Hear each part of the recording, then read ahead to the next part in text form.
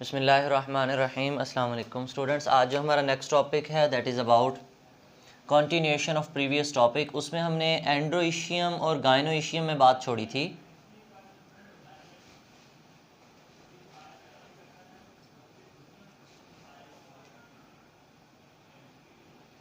अगर इनमें आपको डिफरेंस याद हो तो हमने पढ़ा था कि एंड्रो मीन होता है मेल, गायनो मीन। Androecium is the male reproductive part. ये क्या था हमारे पास? मेल रिप्रोडक्टिव पार्ट था ऑफ फ्लोर। और गायनोइशियम क्या था? ये फीमेल रिप्रोडक्टिव पार्ट था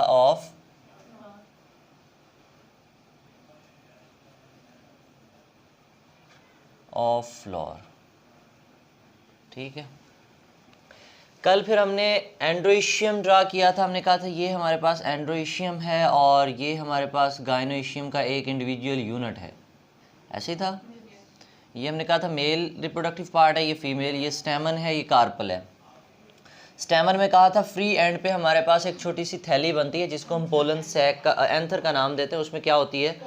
पोलन सैक होती है। आज हमने उस पोलन सैक में पोलन ग्रेन्स बनवाने हैं और इसी तरह जो बेजल पार्ट है हमारे पास कार्पल का, उसमें ओव्यूल बनवाने हैं। क्या बनवाने हैं? ओव्यूल। तो फर्स्ट ऑफ ऑल हम एंड्रोइशियम की बात करते हैं। हम एंड्रोइशियम के बारे में देखते हैं कि ये क्या कहता है हमें। कहते हैं एंड्रोइशियम के अंदर आपने पढ़ा हुआ है कि एक होती है छोटी सी एंथर वाला पोर्शन है। एंथर के अंदर पोलन सैक है। क्या है? पोलन सैक है। और उस पोलन सैक में छोटे छोटे क्या बनते हैं? पोलन ग्रेन्स बनते हैं। बेटे इन पोलन ग्रेन्स को हम माइक्रोस्पोर्स नाम देते हैं। क्या नाम देते हैं? माइक्रोस्पोर्स। आपने पढ़ा था कि पूरा जो प्लांट आपको नज़र आ रहा होता है वो प्लांट की कौन सी जनरेशन होती है? वो प्लांट की स्पोरोफाइट जनरेशन होती है। कौन सी होती है? स्पोरोफाइट जनरेशन होती है और वो डिप्लॉयड होती है। क्या होती है? डिप्लॉयड होती है। अब वो डिप्लॉयड स्पोरोफाइट जो है, आपने ये भी पढ़ा था कि कौन सी सेल डिवीजन होती है, उसमें मियोसिस होती है। तो स्पोरोफाइट जनरेशन क्या प्रोड्यूस करती है? स्पोर्स। और आपने ये भी पढ़ा था कि अगर ये डिप्लॉयड है तो वो क्या हो जाते होते हैं? Haploid spores. यही बात हम बताएंगे। तो the cells of the pollen sac थैली के अंदर वाली इनर लेयर के जो सेल्स हैं, they undergo meiosis, they undergo and produce haploid spores. And produce, अगर तो बेटा ये मेल पार्ट है तो ये स्पोर साइज में छोटे होंगे, उनको हम नाम देते हैं माइक्रोस्पोर्स। क्या नाम देते हैं? माइक्रोस्पोर्स। ठीक है। और इन्हीं माइक्रोस्पोर से आगे जाके क्या बनेंगे? पोलन ग्रेन्स बनेंगे। क्या बनेंगे? पोलन ग्रेन्स बनेंगे। वो कहते हैं लेकिन हमें तो मेल पार्ट में स्पर्म चाहिए, तो स्पर्म कैसे बनवाएंगे? वो कहते हैं यही स्पोर्स जो हैं फिर जर्मिनेट होते हैं। क्या होते हैं? ग्रो करते हैं अगेन। और इनमें मज़ीद सेल डिवीजन होती है। क्या होती है? मज़ीद सेल डिवीजन होती है। अब आपने पढ़ा था कि गैमेटोफाइट जनरेशन स्टार्ट हो गई है। गैमेटोफाइट जनरेशन स्टार्ट, गैमेट बनवाने की तरफ हम चल पड़े हैं। लेकिन वहाँ पे सेल डिवीजन कौन सी करवाई थी हमने?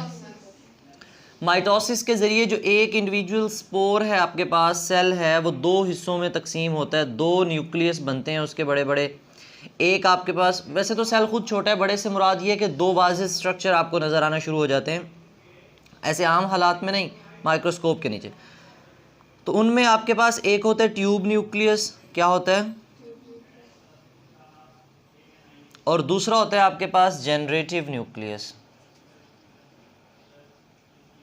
As the name indicate, tube nucleus इसने फ्यूचर में क्या बनानी होगी? ट्यूब। जनरेटिव न्यूक्लियस इसका मतलब इसने कुछ ना कुछ जनरेट करना होगा, इसने कुछ ना कुछ। वो कहता है this generative nucleus again undergo cell division, again undergo mitosis, ये अगेन डिवाइड होता है and produce two sperm, and produce two sperm. ठीक है, ये बात समझ में आई या नहीं आई? आपके पास बेटे एक स्पोर था, अभी सैक के अंदर है, जर्मिनेट हुआ, माइटोसिस हुई, पहले वो डिवाइड हुआ तो एक ट्यूब न्यूक्लियस बना, एक जनरेटिव न्यूक्लियस बना। और जो जनरेटिव न्यूक्लियस बना वो अगेन डिवाइड होकर उसने क्या चीज़ें बना दी? अब आपके पास मेल गैमेटोफाइट में कितनी चीज़ें हैं? 3। नंबर 1, नंबर 2 और कितने स्पर्म हैं टोटल? 2। 2 स्पर्म है आपके पास और एक, वैसे हम ओवरऑल देखो तो 2 चीज़ें हैं, अदर सारी गिनो 1 2 3, 2 स्पर्म एंड 1 ट्यूब न्यूक्लियस। ठीक है, हम यहाँ पे लिख लें कि इसके पास क्या क्या चीज़ें हैं। एक इसके पास ट्यूब न्यूक्लियस है और दूसरा इसके पास 2 क्या है, वो कितने हैं, 2। अच्छा जी, बिल्कुल। अभी हम बात करते हैं फीमेल पार्ट की। फीमेल पार्ट में जो पोर्शन हमने पढ़ा था उसको हमने नाम दिया था, ये हमारे पास ओवरी है। ये क्या होती है, ओवरी। ओवरी वॉल के जो सेल्स हैं, जैसे यहाँ पे माइक्रोस्पोर्स बने हैं, इसी तरह ओवरी वॉल के सेल्स जो हैं अंदर वाली साइड के सेल, वो डिवाइड होंगे बाय मियोसिस, मियोसिस करेंगे and produce haploid spores, and produce haploid spores. अब ये जो हैप्लॉइड स्पोर्स हैं ये भी एन होंगे और इन हैप्लॉइड स्पोर्स को हम नाम देते हैं, these are the megaspores, these are the macrospores भी नाम देते हैं। क्या नाम देते हैं, मैक्रोस्पोर्स भी। ठीक है, अब आपके पास ये जो मेगास्पोर और मैक्रोस्पोर्स हैं, मतलब साइज में बड़े हैं। अगर आप मेल की बात करो तो वो माइक्रोस्पोर्स से, वो उन स्पोर्स का साइज छोटा था। ये नहीं कि बहुत बड़ा साइज होगा, इतना बड़ा भी नहीं होगा कि आपको आम आंख से नज़र आ जाए, छोटे होंगे। अच्छा, अब ये जो मेगास्पोर्स या मैक्रोस्पोर्स हैं, जैसे यहाँ पे माइक्रोस्पोर जर्मिनेट हुए, उन्होंने आगे फर्दर अपनी डिवीजन की, फर्दर अपनी, अब ये भी बिल्कुल आगे अपनी फर्दर डिवीजन करेंगे। और ये किसके ज़रिए डिवीजन करेंगे, ये भी माइटोसिस करवाएंगे। ये भी क्या करवाएंगे, माइटोसिस। वो कहते हैं इस माइटोसिस के दौरान डिफरेंट स्ट्रक्चर्स बनेंगे। क्या बनेंगे, डिफरेंट स्ट्रक्चर। अब एक तो उन स्ट्रक्चर में क्या होगा, ओव्यूल, एक क्या होगा, ओव्यूल। और आपके पास वैसे तो 8 हैप्लॉइड यहाँ पे स्ट्रक्चर्स बनते होते हैं, वो आप बड़ी क्लासों में स्टडी करोगे। लेकिन यहाँ पे हम कहते हैं कि कुछ स्ट्रक्चर्स ऐसे होते हैं जिनको हम नाम देते हैं ये एसोसिएटिव स्ट्रक्चर्स हैं। क्या हैं, एसोसिएटिव का मतलब क्या होता है, जुड़े हुए होना। एसोसिएटिव का मतलब क्या होता है, जुड़े हुए होना। इसका मतलब 2 सेल थे जो जुड़ गए हैं, 2 स्पोर्स थे, 2 डॉटर सेल्स से जो जुड़ गए हैं, जो क्या हो गए, जुड़ गए हैं। फॉर एग्जांपल आपने यहाँ पे हैप्लॉइड लिया था, तो आपके पास अब 2 सेल अगर मिलें तो रिजल्टेंट सेल कैसा बनेगा, डिप्लॉयड बनेगा। वो कहते हैं कुछ इसमें एसोसिएटेड स्ट्रक्चर्स होती हैं। क्या होती हैं, associated. And one of the associated structure जो आपके लिए अहमियत की हामिल है, उसने वही लिखी है, उसका नाम होता है हमारे पास फ्यूजन न्यूक्लियस। क्या नाम होता है, फ्यूजन न्यूक्लियस। बेटा ये फ्यूजन न्यूक्लियस इज डिप्लॉयड। ये क्या है, डिप्लॉयड। और ओव्यूल्स जो बने हैं वो क्या हैं, हैप्लॉयड। ये बात समझ में आई है। माइटोसिस हुई, एक से ज़्यादा सेल्स बने, एक से एक सेल आपने देखा जो इतना बड़ा था, लार्ज न्यूक्लियस था, उसके अंदर क्या था, लार्ज न्यूक्लियस वाला सेल था, वो आपके पास क्या बन गया, ओव्यूल। ठीक है, और ओव्यूल असल में यही आपके पास एग बन रहा है। ये क्या बन रहा है, ये एग सेल है। ओवम भी हम इसको कहते हैं। क्या कहते हैं, ओवम, एग। अच्छा, और ये जो इसके साथ और भी सेल डिवीजन हुई ना, लेट जो छोटे सेल बने, अब वो दोनों फ्यूज़ हो गए हैं। वो सेल क्या हो गए, फ्यूज़ होकर उन्होंने एक बड़ा सेल बना दिया है। पहले वो एन थे, अब वो क्या हो गए, अब उसका नाम क्या हो गया।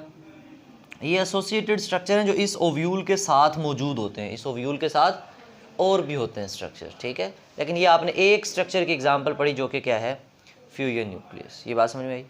अच्छा, अब देखो ज़रा, आपके पास जैसे हमने मेल पार्ट में 2 चीज़ें रखी थी, ट्यूब न्यूक्लियस और 2 स्पर्म्स, और अब फीमेल पार्ट में हमारे पास क्या है, एक ओव्यूल है, एक क्या है, ओव्यूल है, और दूसरी चीज़ हमारे पास क्या है, फ्यूजन न्यूक्लियस। दूसरी चीज़ क्या है,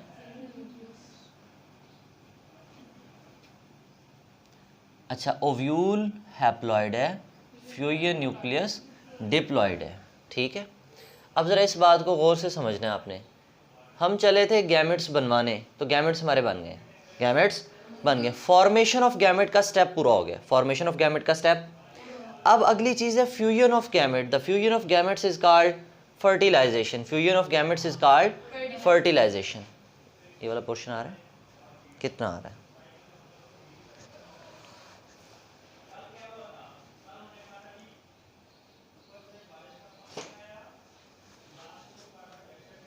आप कहोगे मैंने हम तांगी करी जा रहे।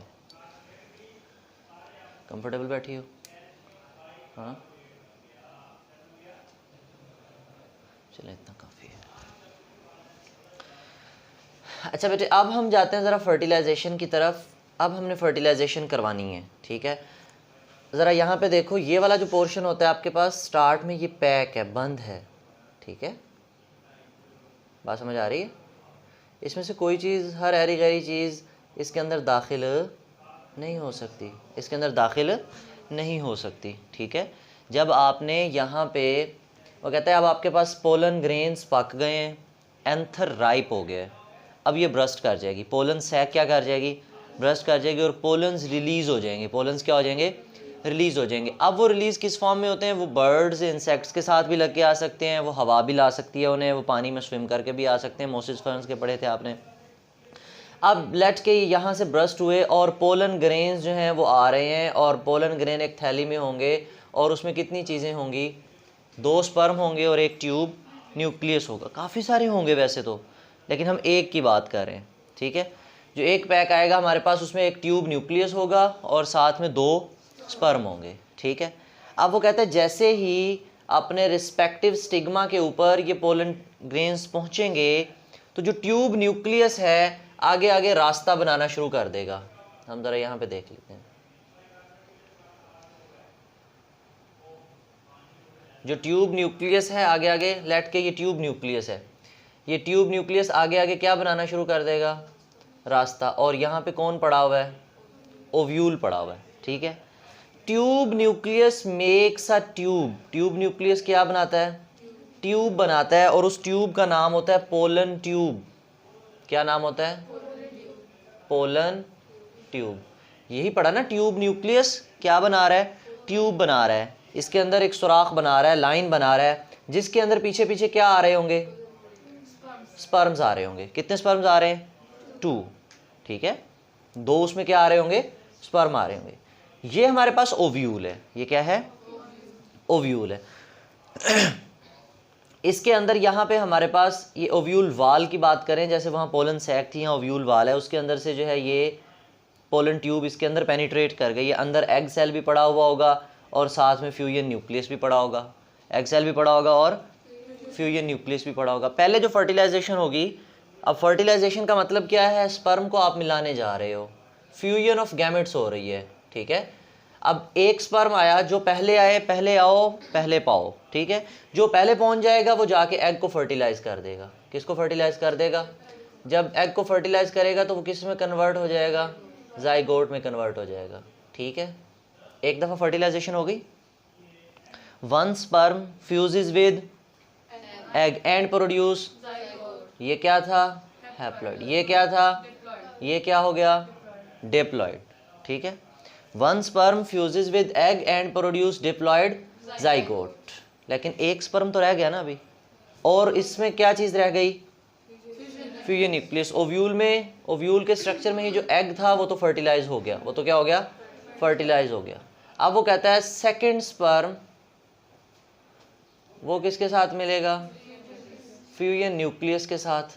और आपने पढ़ा है एग स्पर्म जो है वो हैप्लॉइड होगा और फ्यूजन न्यूक्लियस ऑलरेडी 2n है। The resultant cell will be triploid. कैसा होगा? ट्रिप्लॉइड। कैसा होगा? ट्रिप्लॉइड, ठीक है। अब क्या सेल बनेगा आपके पास? वो कहता है कि जब स्पर्म मिल जाते हैं फ्यूजन न्यूक्लियस से, जब वो फ्यूजन न्यूक्लियस के साथ मिलते हैं तो वो बना देते हैं आपके पास एंडोस्पर्म न्यूक्लियस।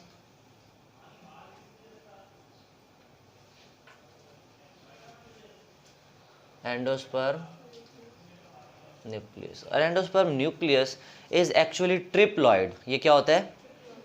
ट्रिप्लॉइड होता है। कितनी दफ़ा फर्टिलाइजेशन करवाई है? 2 times. 1 sperm fuses with egg and produce diploid zygote. Other sperm fuses with the fusion nucleus and produce triploid endosperm nucleus. Hence, the process involve two fusions, this process is called double fertilization. This process is called, आपसे short question पूछा जाता है what is double fertilization, what is,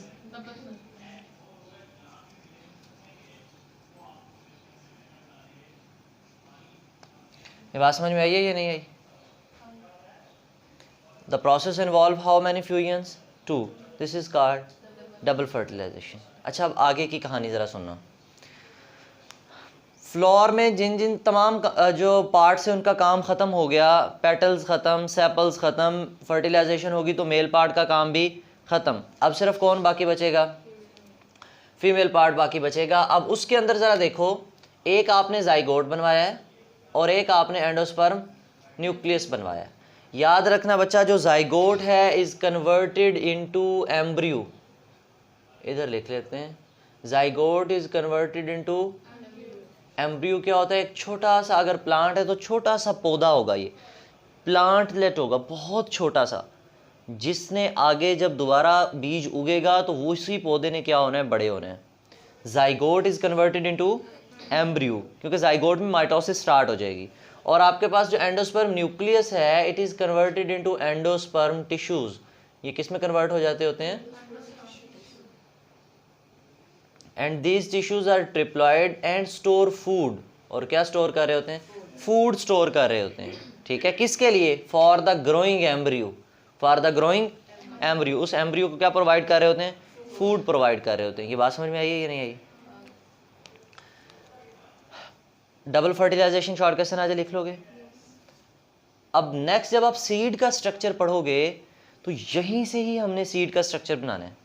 देखो आज आपने बीज बना दिए, बीज सीड बना दिए, पूरा whole ovule is converted into seed, whole ovule is converted into. लेकिन ओव्यूल के अंदर आपने ये पढ़ा है कि उसमें एग्स भी होंगे, एग सेल भी होंगे और फ्यूजन न्यूक्लियस भी होगा। ठीक है, लेकिन फिर उसमें एग सेल तो फर्टिलाइज हो गए, एग सेल तो, लेकिन जो हमारे पास फ्यूजन न्यूक्लियस है वो कन्वर्ट हो गया किसमें, एंडोस्पर्म टिश्यूज में। अब ये एक ओव्यूल था, ओव्यूल की दीवार है, उसमें एक एग था और साथ में उसके स्पर्म मिला तो वो छोटा सा प्लांटलेट बन गया, एम्ब्रियो बन गया, और साथ में जो बाकी चीज़ है वो उसके लिए क्या है, स्टोर फूड है। The ovule wall will become seed coat, क्या बन जाएगी, ओव्यूल वॉल किस में कन्वर्ट हो जाएगी, सीड कोट में। उसमें जो फूड है, इसी को कभी कभी आप कोटिलिडन्स का नाम भी दे देते हो, सीड के सीड लीव्स को कोटिलिडन्स का नाम भी देते हैं, जिनमें फूड स्टोर होती है। और उनके दरमियान में क्या पड़ा होता है, छोटा सा एम्ब्रियो। ये तो इसके अंदर की कहानी। ये ओवरी किधर जाएगी बेटे, the ovary wall will become fruit, ovary wall will become fruit. अगर एंजियोस्पर्म्स हैं तो ovary wall will converted into fruit, वो फ्रूट बन जाएगी। ठीक है बेटे, इस होल टॉपिक में एक दफ़ा इसको रीड कर लेते हैं। पेज नंबर है आपके पास 79, पैराग्राफ नंबर 2 है, उसमें हमने हाफ पढ़ा था कि each anther has the pollen sac, line number 3 से, anther has pollen sac in which haploid microspores, जिन्हें पोलन ग्रेन्स कहते हैं, are produce through meiosis. Each microspore germinate into male gametophyte. During it, the nucleus of microspore undergo mitosis and produce two nuclei. One is tube nucleus and other is generative nucleus. The generative nucleus again undergo mitosis and produce two sperms. So a germinated microspore has a a tube nucleus and two sperms. All these structures are male gametophyte generations of the plant. और इसी तरह female part में चले जाओ, इसमें भी line number 3 में से पढ़ा था, inside the ovary there are many small ovules. ये सारे ओव्यूल्स होते हैं, लेकिन एक ओव्यूल के अंदर जब वो मियोसिस होती है, inside the ovule one haploid macrospore is produce. क्या प्रोड्यूस होता है, macrospore is produce through meiosis. Macrospore germinate होता है into female gametophyte, into female gametophyte generation में। During it macrospore undergo mitosis and produce egg cell and some associated structure. उस ovule के अंदर ये बेसिकली माइटोसिस जो हुई है ये ओव्यूल में होगी, और इस ओव्यूल से फ्यूजन न्यूक्लियस भी बनेगा। ये एरो हमें यहाँ से लगाना चाहिए। इसी ओव्यूल के अंदर एग सेल भी है हमारे पास, क्योंकि ये लार्ज न्यूक्लियस एक प्रोड्यूस करवाएगा जिसको हम ओवम कहेंगे, या क्या बनेगा, वो एग बनेगा। ठीक है, और दूसरे उसके साथ एसोसिएटेड स्ट्रक्चर्स होंगे उसी ओव्यूल के अंदर। अच्छा जी, egg cell and associated structures are the female gametophyte generation of the plant. When the pollen grains mature, they are transferred to the stigma. जब वो mature हो गए stigma पे चले जाएंगे, इसी का नाम pollination है. On reaching the stigma, the tube nucleus of the pollen grain constructs a pollen tube. The pollen tube contain a tube nucleus and two sperms. The tube grows through the style and reach to the ovary and enter into the ovule. Here it bursts Pharthi and release the sperms. Both sperm enter into the female gametophyte. One sperm fuses with egg and produce diploid zygote and other sperm fuses with किसके साथ मिलेगा? वो already क्या है पहले से? Diploid. Diploid fusion nucleus and form triploid nucleus called endosperm nucleus. Since process of fertilization involve two fusion, it is called double fertilization. Zygote develops into embryo. Zygote किस में convert हो जाता है? Endosperm tissues develops into endosperm nucleus develops into endosperm tissues. उसमें क्या होती है? Food for growing. Ovule then becomes seed and ovary changes into fruit. When the seed mature, they are dispersed. We will discuss in next lecture inshallah. If seed gets suitable condition, their embryo develop into new plant, the diploid sporophyte of the next generation. Clear?